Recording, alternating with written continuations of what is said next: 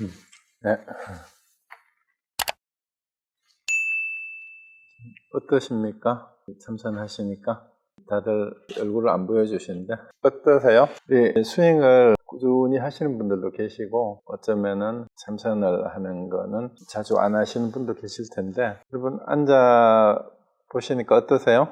혹시 오늘 강의한 내용이 됐든 아니면 평소에 하두를 들고 창구를 하는 게 잘 안 되든 아니면 그 외에 참선 수행과 관련되는 궁금한 점이 있으시면 편안하게 말씀하세요. 아니면 그냥 뭐 꼭 질문이 아니라도 자기가 경험한 어떤 체험 같은 것들을 같이 나눠주셔도 좋습니다. 다들 주무시나요? 우리 현장에서 우리 참석하신 교사님께서 질문을 하셨는데요. 질문 내용이 행주 자와 어묵 동정의 화두를 창구한다 하라고 합니다. 그러면 직장에 와서 일하면서 이목고 화두를 들면서 해도 되고 화두 창구도 되면서 일하는 게 방해되지 않음을 경험할 수 있었습니다. 그런데 일하면서 방아착 화두를 들면 주의가 분산되어 화두 창구를 할 수 없는 게 아닌가 하는 생각이 듭니다. 실제로 그런 걸 경험했기에 알고 싶습니다. 지금 우리 직장에서 화두 창구를 하는데 이제 화두를 우리 교사님은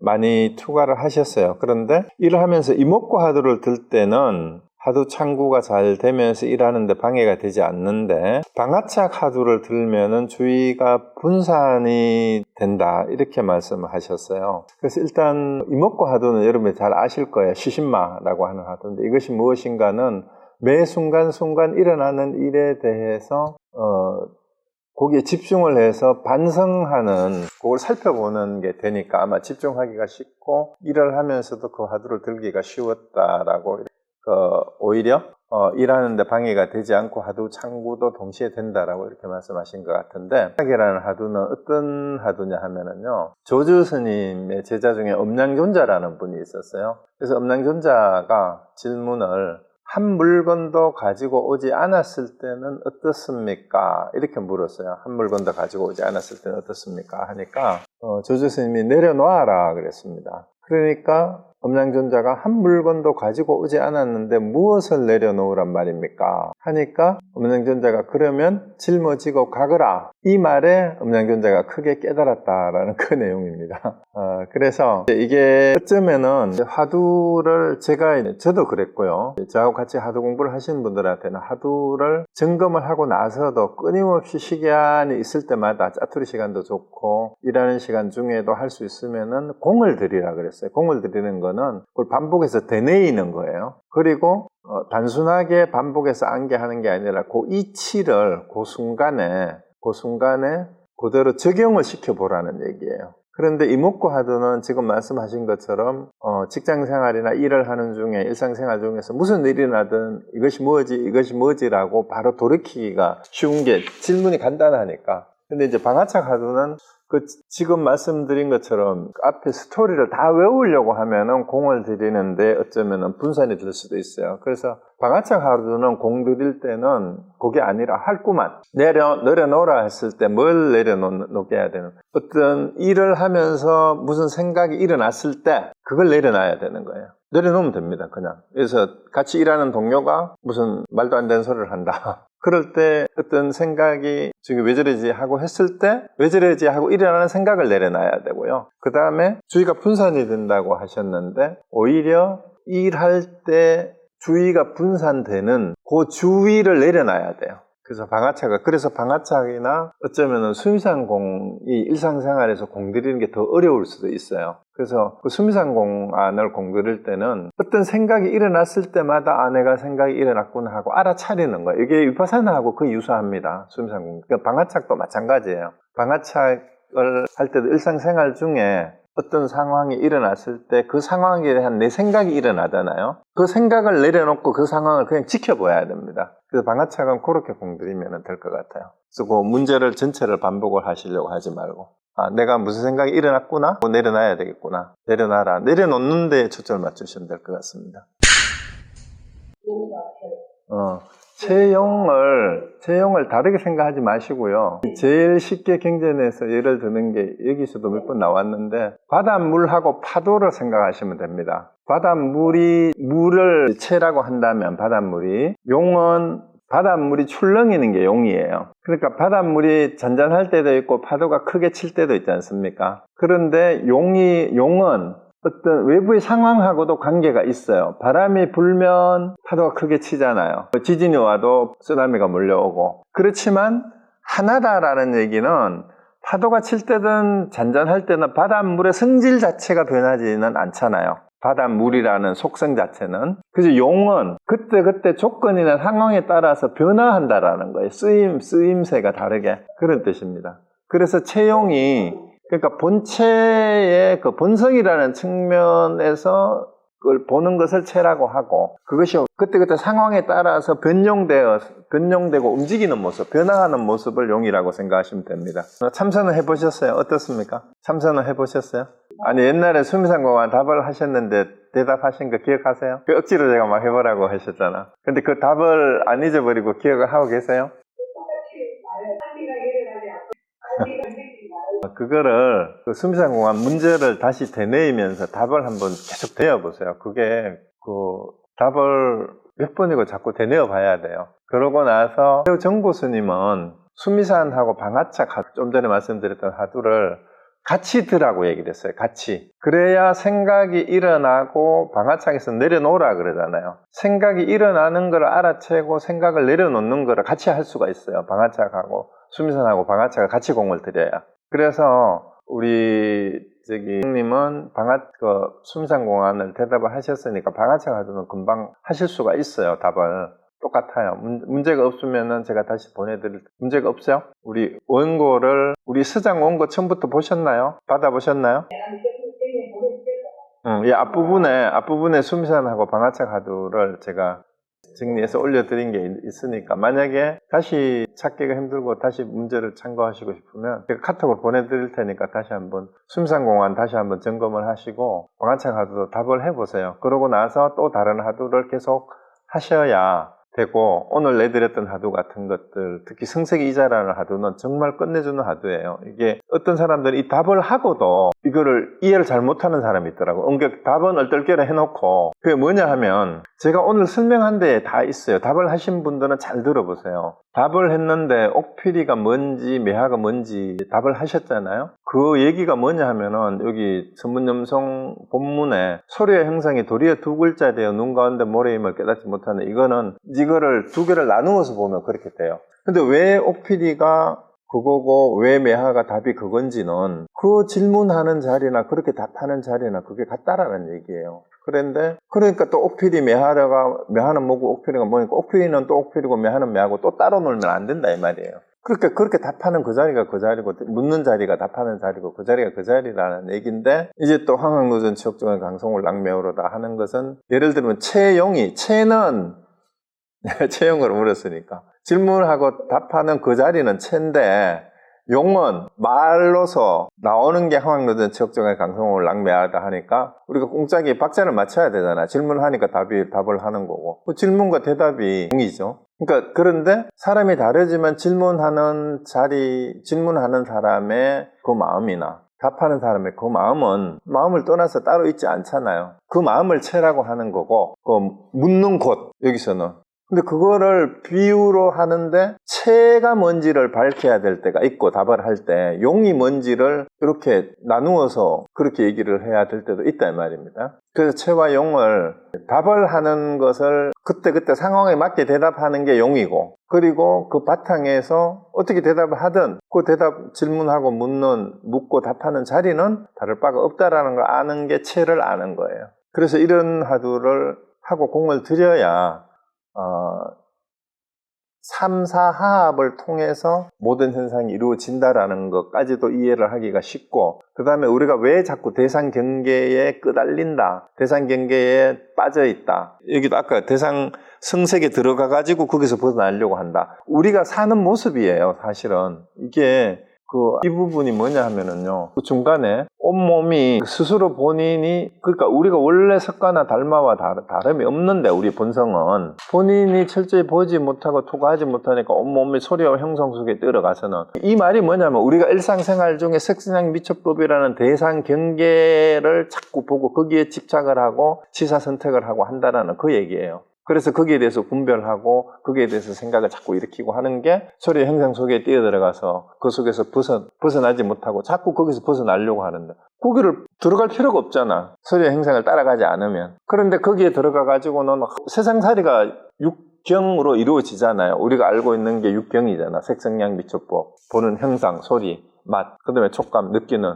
이 모든 것 속에서 죽겠다 하루 종일 막 우리가 보고 듣고 느끼고 맛보고 하는 게 전부 다 일상생활 속에 일어나는 그 속에 있잖아요. 그런데 거기를 쫓아다니면은 거기서 못 벗어나는데, 본성이라는 체의 자리에서 보면 석가와 달마가 조금도 다름이 없고 소리와 형상이 결국은 전부 다 우리 마음에서 만들어낸 일치유심조란 말이고 만들어낸 것에 불과한데, 거기에 빠져 있으니까 거기서 못 벗어나고 있는 거다 이 말입니다. 거기에 대해서 탐진치하는 마음을 자꾸 내고 있잖아. 지사 선택을 하고. 그게 우리의 삶의 모습이에요. 그러니까 여기 오늘 그런 얘기가 다 들어있어요. 그래서 화두를 통해서 점검하라는 거는 이런 상황에서 돌이켜 봐야 되는 중심 자리를 바로 잡게 하는 거예요. 이걸 모르고 수행을 하면 경전 공부를 하든 자기 나름대로는 참선을 한다고 앉아있는데, 앉아있는 게 남들 보기에는 잘 수행을 하는 것 같지만 그게 궁극적으로 제대로 된 깨달음으로 가는 게 아니다 이 말이죠. 그래서 그걸 알고 참선을 하고 앉아있어야 된다. 그리고 굳이 꼭 앉아있을 필요도 없다라는 거예요. 앉아있는 거는 다만 화두를 참고를 하든 호흡 수련을 하든 일단은 깨달음이 24시간 원만하지 못하니까 그 깨달음을 효율적으로 힘을 모으기 위해서 일단 힘이 부족하니까 앉아서 하는 거예요. 시간 날 때마다 하다가 보면 이제 언제 어디 행주좌와 음목동정에 항상 할 수 있어야 된다라는 거는 그 힘이 길러졌을 때 이제 일상생활 가운데서 항상 깨어있는 삶을 행해야 돼. 행해. 아까 10행에도 나왔잖아요. 그리고 지위라는 것이 무슨 경지가 따로 있는 게 아니라, 저한테 가끔 이렇게 제가 강의하다가 보면은 그럼 저 보사님은 지금 그러면 54위 중에 어느 경지쯤 해당이 됩니까? 이렇게 묻는 사람들이 있어요. 그럼 제가 뭐라고 답을 하겠어요? 저는 아무 경지도 없습니다. 저한테는. 제가 서 있는 자리가 52지가 다 제 자리가 그 자리입니다. 그렇게 대답할 수밖에 없어요. 그 자리가 따로 있다고 생각하면 그 자리에는 절대 갈 수가 없어요. 지금 이 자리를 떠나서 52위가 따로 없어요. 그게 석가와 달마와 조금 더 다름없다는 그 얘기입니다. 그래서 사람들은 자꾸 교종에 공부를 하다가 보면은 당신은, 아니면 초기 불교 하는 사람들은 그래, 당신은 뭐 구차재정 가운데 몇 번째 선정에 지금 도달했어요? 이렇게 질문을 하는 사람들, 저도 똑같이 얘기합니다. 구차재정이 다 헛소리입니다. 그래 얘기해버려요. 왜? 지금 이 자리를 떠나서 멸진정이 따로 없어요. 그게 방편설이라고 하는 이유가 그거예요. 근데 방편에 빠져가지고 헛수고하지 말고 평생을 그 방편을 쫓아다니는 게 소리와 형상에 뛰어들어가지고 그 속에서 구속되어 있는 거예요. 그 벗어나지 못하고 있는 거예요. 그래서 왜 이 선사들이 자꾸 초기 불교의 그 수행자들한테 성문영각이라고 폄하를 하면서 소승이라고 자꾸 얘기를 하느냐 하면, 자기들은 수행한다고 수행을 하는데 소리와 형상 속에 들어가가지고 그걸로 수행이라고 하고 있어요. 알아차리고 마음 챙긴다고 그러는데 마음 챙기는 게 전부 소리와 형상을 대상화하고 있단 말이에요. 느낌을.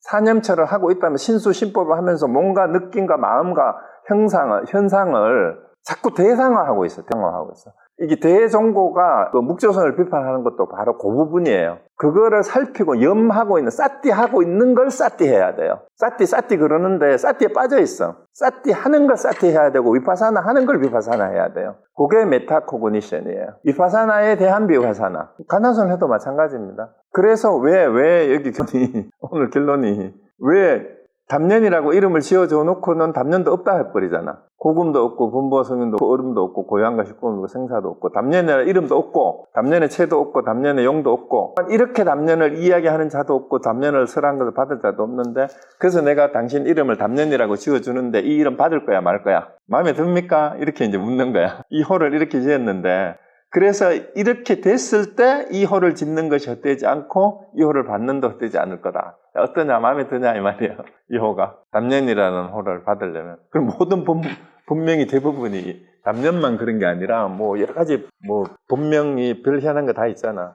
제 본명이 금당인데 옛날에 어떤 스님이 처음 뵀는데 이제 인사드리고 금당입니다 이렇게 인사를 드리니까 갑자기 내 가슴 뻥뻥 치면서 법당은 여기 있는데 부처는 어디 있는 거 이러시더라고. 근데 그분은 나름대로 참선을 하시고 이제 공부를 하시는 분이니까 금당이라는 말이 원래 부처가 있는 집이라는 뜻이니까 법당이라는 뜻이거든요. 부처 금당이 그런 뜻이에요. 금금자에서 부처를 황금 항면노자 했을 때 부처라는 뜻이잖아요. 내 몸이 법당이라는 뜻이에요. 금당이. 그러니까 내 본명이 금당이니까 법당은 여기 있는데 부처는 어디 있는 거 이러길래 제가 뭐라고 할게요? 여러분 같으면 뭐라고 했겠어요? 그 자리 있지 어디 가겠습니까? 내가 그랬어요. 그래서 이제 요거를 정확하게 이해를 하셔야 돼요. 그래야 왜 얘기를 해놓고도 자꾸 말 없는 말이라고 이름을 지어주면서도 담년에 채도 없고 영도 없고 이렇게 얘기하는 자도 없고 받을 사람도 없다라고 얘기를 하는지 이게 위파사나에 대한 위파사나고 사띠에 대한 사띠고 그 다음에 참선에 대해서 다시 돌아봐야 되는 거야. 그러니까 그게 이제 이론적으로는 공도리를 자꾸 얘기하는데 공도 공하다라는 얘기를 하잖아. 그러니까 공공이라고 해야 되는. 그러니까 아공, 법공을 넘어서 공공을 해야 된다는 것도 그런 얘기예요. 그래서 공에 빠지지 않으려면 자꾸 공만 얘기하다 보면 허무주의에 빠지거나 아니면 공을 또 실체화하는 오류가 생겨요. 공공공 하다가 보면은. 그러니까 공도 또한 공이다라고 얘기하는 것처럼 여기 마지막 결론이 그런 식으로 가는 거죠. 그러니까 이 대종고의 편지가요, 진짜 최상근기에 대한 얘기예요. 그리고 오늘 편지를 잘 보시면 이 사람이 별로 혼내는 거 없잖아. 앞에 다른 사람은 되게 혼내는 거 많았잖아. 그죠? 지난번에 그런 사람은 쓸데없이 개성 짓는다 하고 막 이래가지고 혼나고 했는데 이제 믿음이 이제 분명히 됐으니까 그리고 이 호를 담년이라고 이름을 지어주면서 이런 당부를 할 정도면은 제 생각에 대종고가 이 허사리라는 사람은 상당히 신뢰를 하고 이제 공부 수준이 높다라고 인정을 한 사람인 것 같아요. 그 편지를 보면은 그런 게 다 느낌이 오잖아요. 네, 그렇습니다. 네. 네, 그런 얘기가 많죠. 그래서 사실은 먼저 부처님이 깨달았다고 하는 무아하고 영기의 내용은 인가법이에요. 인가법의 내용인데 인가법은 현계에 대한 얘기입니다. 현상계. 그거는 현상계라면은 불교의 말로는 속죄와 진죄로 구분을 하기도 하는데 와서는 현상계는 인과를 분명히 현상계는 있어요. 그리고 인과를 벗어날 수가 없습니다. 그런데 여기 선종에서 말하는 내가 곧 부처다라고 얘기하는 것은 그 고지멸도에 대한 사성제를 벗어나면 불교가 아니다라고 얘기를 하고 많은 분들이 부처님의 핵심 가르침이 사성제고 그 다음에 뭐 삼법인이다라고 얘기를 하는데 연기법하고 특히 이제 사성제로 모든 거를 설명을 하는 게 점륜에서 부처님이 깨닫고 처음 오비구를 만나서 처음 설한 게 사성제다라고 이렇게 알려져 있기 때문에 사성제의 틀을 벗어나는 건 불교가 아니다 라고 이렇게 이제 얘기를 많이 해요. 그래서 지금 선불교에서 얘기하는 뭐 본래 면목을 얘기하는 게 무아설에 위배된다라고 주장하는 게 있고, 그 다음에 이제 믿는 것이 내가 부처임을 믿어야 된다라고 얘기하는 것이 불교 교리의 발전 과정을 좀 체계적으로 이해를 하면은 그 말들이 당연히 나올 수 있구나 하는 걸 알 수 있는데 초기 불교에만 머물러 있다가 보면은 이게 초기 불교하고 너무 이렇게 진짜 너무 건너뛰거나 과격한 게 아닌가 얘기하는데 사성제를 가지고 얘기를 하더라도 사성제의 궁극적인 목표가 뭡니까? 최종적으로 도달해야 될 게 사성제에서 핵심이 고집멸도 가운데 그거는 현상에 대한 얘기죠. 현실에 우리 사는 게 너무 힘들다, 괴롭다라는 거고 그 괴로움의 원인이 뭐냐? 그게 집착, 여기까지는 현상계에 대한 얘기예요. 자, 그러면은 집착을 끊고 괴로움이 다 없어진 상태가 있느냐? 그거를 멸성제라고 하는데 그걸 열반이라고 한단 말이에요. 멸진정이라고 하고. 그러면은 선불교에서 얘기하는 멸진정에 든 사람들이 살아가는 삶을 얘기하는 거예요. 멸진정에서 얘기하는 거예요. 그러면 팔정도는 그럼 뭐냐? 팔정도에 대해서도 초기 불교 하는 사람들 사이에서 이제 두 가지 견해가 있어요. 왜 고집도멸이 아니고 고집멸도냐라고 얘기하는 사람이 있어요. 그래서 그거를 그냥 논리적으로 보면은 괴로움이 있고 괴로움의 원인이 있는데 괴로움이 없어진 상태를 멸이라 하고 괴로움을 없애는 방법이 팔정도다. 그래서 도성제다라고 얘기를 하는데 사실은 논리적인 모순이 있어요. 깨닫지 못한 사람들이 팔정도를 실천하는 것은 진짜 정도냐 아니냐라는 게 문제가 돼요. 깨닫지 못한 사람들이 하는 것은 팔정도일 수가 없어요. 깨달아야만 정견이 나와요. 그런데 깨닫지 못한 상태로 이론상으로 이러이러한 것을 이게 바른 견해다라고 전제를 하고 팔정도를 수행을 하라고 얘기할 뿐이에요. 깨닫지 못했으니까 사람들이. 그런데 이제 깨달은 사람들의 입장에서 봤을 때는 정사를 나누는 것조차도 바르지 못하다라고 얘기를 해버리는 거예요. 궁극적인 깨닫고 나니까 팔정도라고 하는 것이 거꾸로 굴레가 될 수도 있다라는 거예요. 왜냐하면 깨닫지 못한 사람들에게 바르게 말하고 바르게 생각하고 바르게 말해야 되고 바르게 생활해야 되고 이 바르게라는 기준이 도대체 뭐냐라는 거예요. 바르게라는 걸 다르게 말하면 중도라고 그래요. 물론 중도. 그럼 중도라고 말을 바꿔봐도 그럼 뭐가 중도냐라는 거예요. 그 단산 중도, 유무 중도. 뭐 이런 거 이론적으로 초기불교에서 아무리 얘기를 해도 이게 계속 논란만 계속될 뿐이에요. 그래서 이런 논란이 계속되면서 부파불교가 파가 다 갈라지잖아요. 갈라지다가 설일체 유부가 그 인도 북부지방에서 가장 교세를 떨치는 파가 되어버렸어요. 근데 이 파들이 부처님의 가르침을 교리를 체계화하면서 정량화하기 시작하면서 교리 자체가 독트린이 되고 독트린이 도구마가 돼버린 거예요. 그 모든 종교가 그래요. 교리가 체계화되면 체계화될수록 독트린이 도구마화돼서 결국은 하나의 이데올로기화 돼버려요. 그런 상황에서 일체라는 말이 뭐냐면은 실제 부처님이 설하신 모든 법을 실체시하기 시작한 거예요.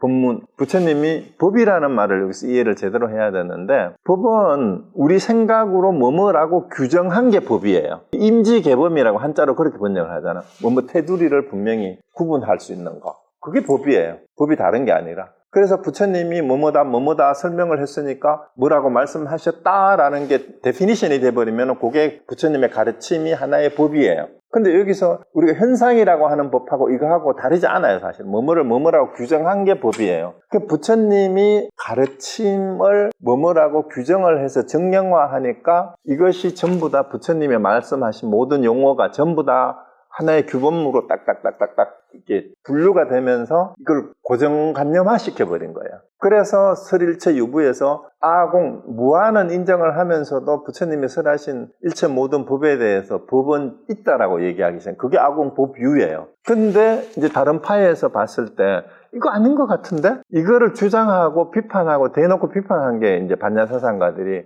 법이라는 것도 실체가 없는 거다. 그거는 무아사상과 연기법에 위배되는 거다. 이 논란을 거치고 난 다음에 유식사상이 또 공에 또 너무 떨어지니까 유식사상이 나와가지고 그래도 공을 아는 식은 있어야 될 거 아니냐. 그게 유식이에요. 유식. 오직 식이라는 말이잖아요. 유식 무경이잖아. 이제 두부글자로 말하면. 우리가 대상화하는 경계가 색청량 미촉 법까지 다 들어가요. 경에는 육경이 없다라는 거예요. 법도 없다라는 거예요. 법이라는 건 없어. 오식, 식만 있어. 이게 유식론이에요. 이것이 합쳐지면서 나온 게 나중에 하엄사상, 부파하고 하엄사상이란 말이에요. 그래서 이제 자꾸 초기 불교하고 지금 우리 거사님이 질문하신 내용에 대한 논란을 하는 사람들은 제가 보기에는 부파불교 시기에 설일체 유부가 이게 위세를 떨치던 시절에 나왔던 반야사상과 유식사상이 왜 등장했는지에 대한 공부가 부족한 사람들이 자꾸 대승불교에 대한 오해를 많이 하는 것 같아요. 그래서 이게 왜 반야사상과 유식불교가 그냥 나온 게 아니라 우파불교의 문제점들이 오히려 부처님의 무아하고 연기설을 왜곡하고 잘못 이해한다라는 데에서 반야사상이 나왔고 유식사상이 나왔고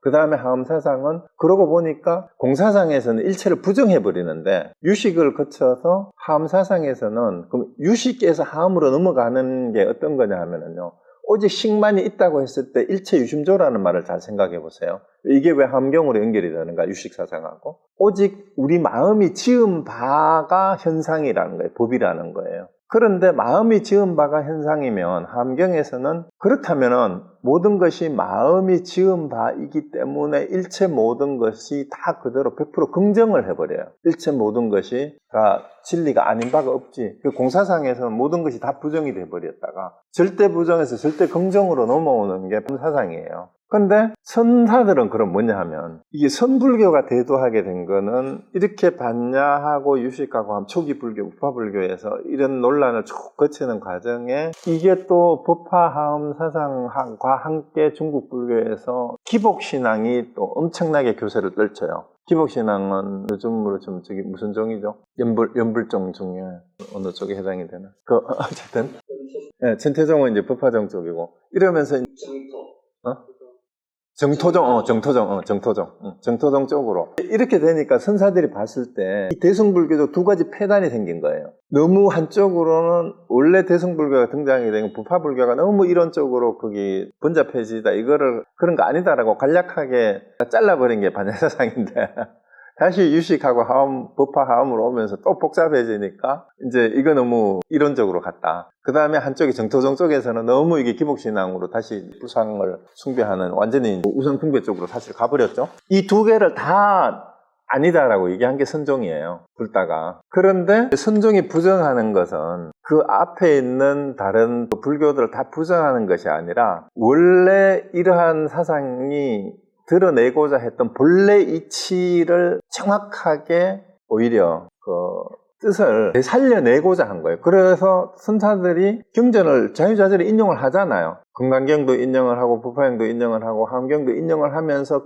경전을 부정하지 않아요. 부정하지 않으면서도 이제 한편으로는 모든 경전이 전부 다 뭐예요? 똥닦는 휘저라고까지 성적적인 표현처럼 그렇게 얘기하는 이유가 경전을 보면 자꾸 경전의 말을 따라가는 이 폐단을 바로잡고자 하는 게 선종이고, 그 다음에 그 정토종에서 지나치게 또 상해, 금강경에서도 얘기하는 게 자꾸 불상을 만들어가지고 또 쫓아가고 하는 이런 것들의 일체 모든 상으로부터 벗어나도록 그냥 오직 마음뿐이다라고 얘기한 게 바로 그거예요. 그래서 사실은 이 선종에서 얘기하는 초기 불교하고 다른 게 아니에요. 제가 보기에는 초기 불교의 멸성제의 자리에서 고집 멸도를 다 체득한 자리에서 봤을 때 진짜 중요한 거는 정말로 멸진정에 들어보니까 고집 멸도를 성취하고 나서 보니까 깨닫기 전이나 깨달은 후나 우리 마음의 본체가 다를 바가 없다. 체가 다를 바가 없다라는 거예요. 그래서 이것만 똑바로 알면 그걸 믿고 공부를 하면은 훨씬 더 공부가 빠르다. 그 얘기를 한 거예요.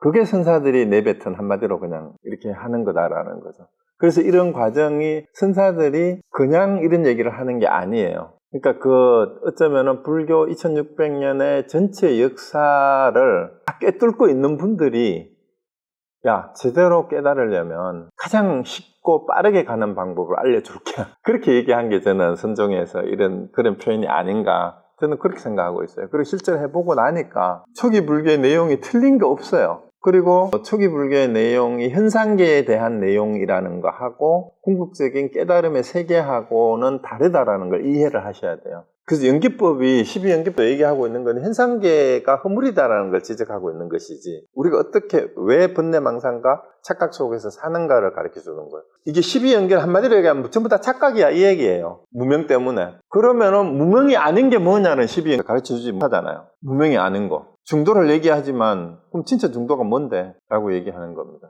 그래서 그게 분명하게 드러난 게 오히려 반야사상하고 유익사상에서 그게 바로 드러난 거다. 저는 그렇게 보고 싶어요. 그리고 오직 멸성제를 성취한 자리에서 진정한 열반이란 이런 거다라고 얘기하고 있는 거죠. 그러니까 거기에서 우리가 얻을 게 없다라는 건 구체적으로 뭘 얘기하는 거냐면요. 그 반야심경에서 무지영무득에서 깨달을 게 없다 그냥 이렇게 해석하고 많은데 그게 아니고요. 구체적으로 그때 당시 부파불교에서 초기 불교에서 성취해야 되는 지위가 뭐예요? 함경에서 52위인데 초기 불교에서는 4가지 수다원, 수다함, 아나함, 아라함 요거 다 이거를 그거 4개를 또 나누잖아요. 사향, 사가 이래가지고 그 가위를 얻을 게 없다. 그게 영무득의 구체적인 내용은 사향, 사가를 얻을 게 없다 그 말이에요.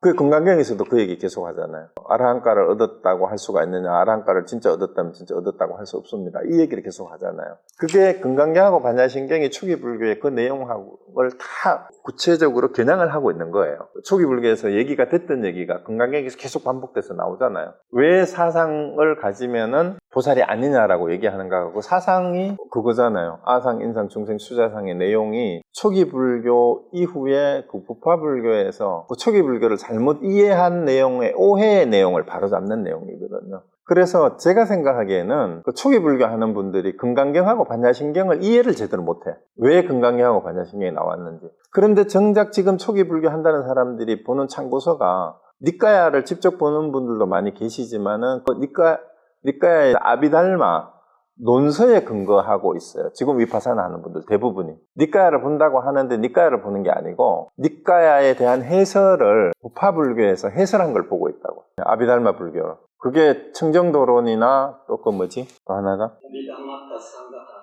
그렇죠. 그런 데에 근거해서 보다가 보니까 그게 이제 착각하는 게 뭐냐 하면, 지금 남방불교 사람들이 주장하는 게 초기불교 아니에요. 그 사람들은 부파불교의 한 파를 계승하고 있는 거예요. 우리가 엄격히 구분해야, 지금 한국에서도 자꾸 초기불교, 대승불교를 나누는 사람들이 제가 보기에는 초기불교를 그 사람들이 공부하는 게 아니고 부파불교를 자꾸 공부하고 있어요. 그리고 그거를 초기불교라고 자꾸 얘기하고 있는 거예요. 이미 부파불교는 초기불교에서 변질된 여러 파들이 나누어진 파 중에 한 주장들일 뿐이에요. 그래서 실제 그 부파불교의 주장하고 진짜 초기불교하고 내용은 달라요. 이걸 구분할 수 있으면 오히려 선불교야말로, 반야사상이야말로 부파불교의 왜곡된 걸 바로잡고 부처님의 초기 가르침으로 되돌아가자 하는 운동이었어요. 근데 지금 남방불교에서 초기불교 공부한다고 하신 분들이요, 반야신경을 완전히 초기불교를 부정한 경전이라고 아예 배척하고 그래요. 그때 저 보니까 뭐 페이스북하고 이런 데도 그런 글을 자꾸 올리는 스님이 있더라고. 출가는 조계종에서 해놓고는 남방에 갔다 와서 남방 가사를 입고는 또 승명하고 이름은 조계종에서 받은 이름을 그냥 쓰면서 그러고 있어요. 그래서 내가 대놓고 그는 파불교의 그 수준을 아직 못 벗어난 것 같다고 내가 대놓고 그래버렸어요. 반야신경에 대한 기본적인 독해가 부족한 것 같아. 그 사람은 내가 보기엔 제대로 읽어보지도 않고. 내보고 묻는 게 뭐냐면, 고집멸 때 나보고 괴로움이 없냐 이렇게 묻더라고요. 그 질문 자체에 괴로움이 있다고 실체시하는 거잖아. 괴로움이 없다는 말이 다 거짓말이래. 그 스님이 하는 말이. 그럼 그거를 실체시하는 거야. 사성제를 공부하면서 그 집을 부처님의 가르침이기 때문에 성스러운 가르침이니까 이 가르침은 진리다. 진리니까 이거는 있는 거다. 이렇게 가는 거예요. 그 여러분들 중에 부파불교 한다면서 지금 그렇게 하고 있지 않는가 한번 잘 생각해 보세요. 초기불교를 한다 그러면서 고집 멸도에서 고집을 실체시한단 말이에요. 고성제하고 집성제를. 그리고 팔정도의 도성제를. 깨달은 사람한테 도성제가 필요할까요? 필요하지 않을까요? 깨달음으로 가기 위한 방편이에요. 도성제도. 그리고 진짜 바른 정도나 바른 정도는, 팔정도는 깨달은 사람만이 정도와 정도를 알 수가 있어요. 그래서 어떤 것이 중도냐 정도냐라고 자꾸 되물어야 돼요. 어떻게 물어야 되느냐. 그래서 하도 참고하듯이 참고를 해야 돼요. 계획에 불성이 있느냐 했는데 왜 물라고 했느냐고 똑같이 뭐가 정도입니까? 물어봐야 돼요. 그 어떤 것이 부처냐 했는데 왜 운문이 말은 똥막대기다라고 얘기를 하냐 이 말이에요. 그러면 정도에 대해서도 어떤 것이 정도입니까? 어떤 것이 중도입니까? 물어도 말은 똥막대기다 할 수 있어요. 그 뜻을 알아야 이게 초기 불교의 그 이론의 한계에서 벗어날 수가 있어요. 그 선불교는 그 초기 불교를 부정하는 것이 아니라 교종을 이렇게 폄하하는 것 같은데, 이론의 한계를 벗어나서 깨달음이, 오늘 얘기가 주제 핵심 뭐냐면 스스로 확인해야 된다. 스스로 확인해야 된다. 스스로 확인하지 못하면 어떤 이론도 소용이 없다 이 말입니다. 그럼 선종에서 이렇게 말하는 것도 마찬가지예요. 선종에서 말하는 것도, 선종에서는 오직 본래 부처님을 믿는다. 이거를 이론으로 받아들이면은 그냥 선종의 이론이고 이렇게 돼버려요. 그걸 자기가 확인을 안 하면은 내가 선종의 공부를 한다고 하더라도 그거는 진짜 선종이 아니에요. 그 말도 이론이잖아요. 오직 본래 부처님을 믿는다라고 하는 것도 하나의 이론이지. 말로 썼으니까. 논리적으로 썼으니까. 그래서 어쩔 수 없이 말로 하는데 오직 본인이 스스로 확인해야 된다. 오늘 처음 부분도 그거였잖아요. 스스로 확인해야 된다. 이 이론 전해줄 수 없으면 모르면 스스로 살펴서 밝혀야만 된다. 그래서 진짜 본래 부처인지도 스스로 살펴야 되고, 유의의 인가법을 믿을 게 없다라는 것도 스스로 밝혀야 돼요. 어쨌다가 얘기가 너무 길어졌네요. 죄송합니다. 감사합니다. 감사합니다. 뭐 얘기가 너무 갔는데 저기 오늘 혹시 그래도 말씀하실 분 있으시면 꼭 하시고 아니면 제가 이제 다음부터는 계속 이런 방식으로 좀 할까 싶어요. 한 시간 정도만 하고 한 20분 정도는 참선하고 또 얘기를 좀 하고, 그리고 제가 시간을 넘기는 게 지루할 수도 있는데 저는 솔직히 어떤 입장이냐면 한 분이라도 2시간, 3시간, 4시간이 됐더라도 이 얘기가 서로가 질문하고 얘기를 해야 되는 게 중요하다고 느끼는 사람한테는 시간은 별로 중요한 게 아니에요. 그리고 바쁘시면 조용히 가셔도 되니까 어쨌든 가능하면 제가 2시간 내는 마치도록 그렇게 한번 해보도록 하겠습니다. 늦게까지 2시간 넘게 또 함께 해주셔서 감사합니다. 2주 뒤에 또 뵙겠습니다. 마치겠습니다. 감사합니다.